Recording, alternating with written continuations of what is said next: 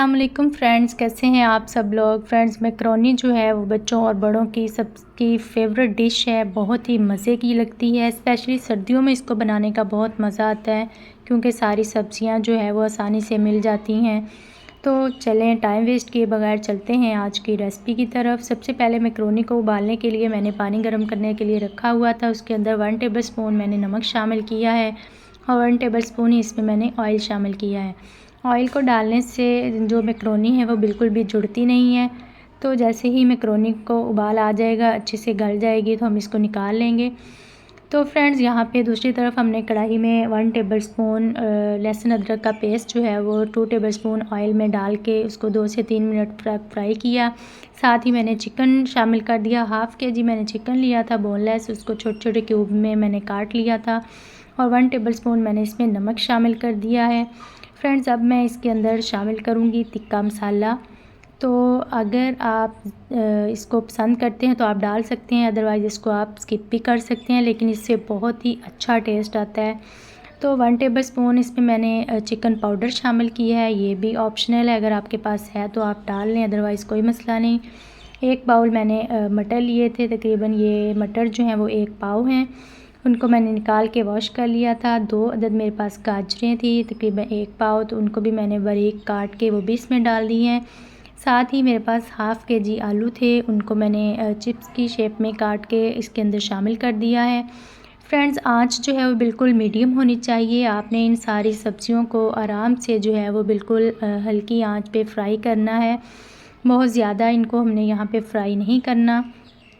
तो आपने इतना फ्राई करना है कि सब्ज़ियाँ जो है वो गल जाएँ, चिकन भी जो है वो गल जाए। तो 2 से 3 मिनट तक इसको ढक्कन दे के आप रख दें। तो उसके बाद यहाँ पे मैंने 1 अदद जो शिमला मिर्च थी उसको बारीक काट के वो इसमें शामिल कर दी है। सारी सब्ज़ियाँ हमारी जो हैं इसमें तकरीबन ऐड हो चुकी हैं। तो अब हम इसमें स्पाइसेस शामिल करेंगे। स्पाइसेस मैंने 1 टेबल स्पून सोया सॉस इसमें शामिल किया है और 1 टेबल स्पून इसमें मैं सिरका शामिल किया है। आप अपने टेस्ट के हिसाब से ये सॉस डाल सकते हैं और 1 टेबल स्पून इसमें मैंने चिली सॉस शामिल किया है। चिली सॉस अगर आप ज़्यादा स्पाइसी चाह रहे हैं तो आप ज़्यादा भी डाल सकते हैं, लेकिन मैंने ये नॉर्मल रखा है क्योंकि मैं स्पेशली बच्चों के लिए बना रही हूँ।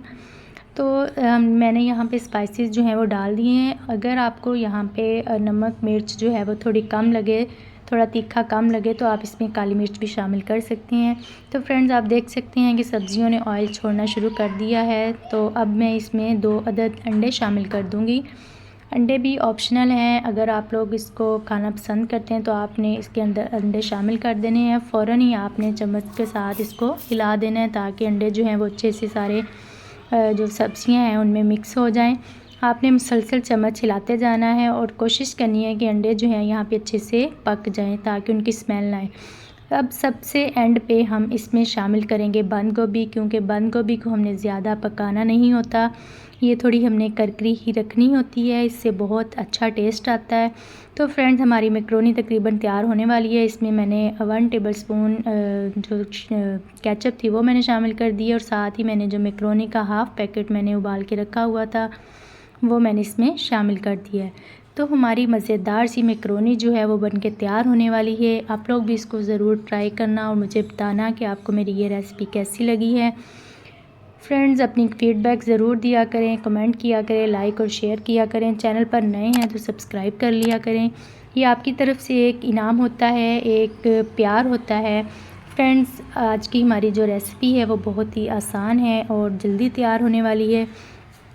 तो मिलते हैं एक नई वीडियो के साथ, एक नई रेसिपी के साथ। तब तक के लिए अपना और दूसरों का ख्याल रखिएगा, दुआओं में याद रखिएगा। अल्लाह हाफ़िज़।